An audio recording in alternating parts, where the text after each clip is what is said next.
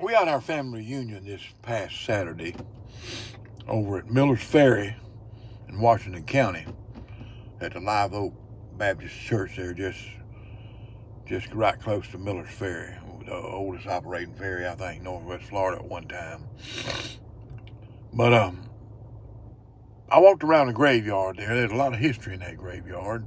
It's where my ancestors are buried, and a lot of them and everything. So I walked around and looked, heard a little glimpse of the history there. Got part of it's a military graveyard there that had people that fought in the Civil War, and some of them had fought and died in Indian wars.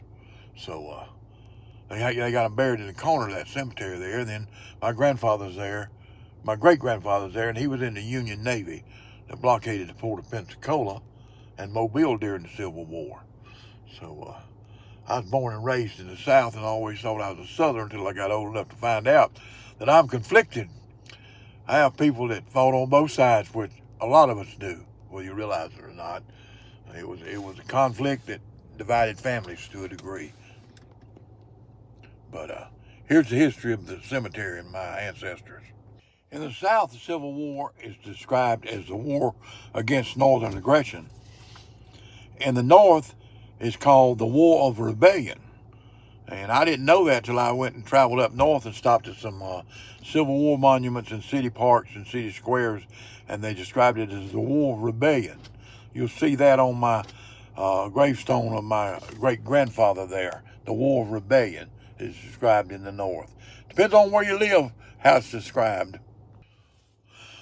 My great-granddaddy, Frederick Nicholas Kometz, was a German immigrant, come over from Germany right at the start of the Civil War, came through Ellis Island, and couldn't find a job, so he joined the Union Navy and blockaded the port of Pensacola and Mobile during the Civil War.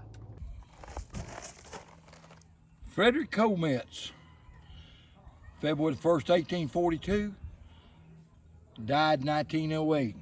He was a sailor in the U.S. Navy in the War of Rebellion, or Southerners like to call it the Civil War. And this was his wife, Matilda J. Kometz. She was actually Matilda J. Whirly Kometz, and this is where we're supposedly got our Creek Indian blood. Grandpa John, or Grandpa Frederick, married Matilda J. Kometz.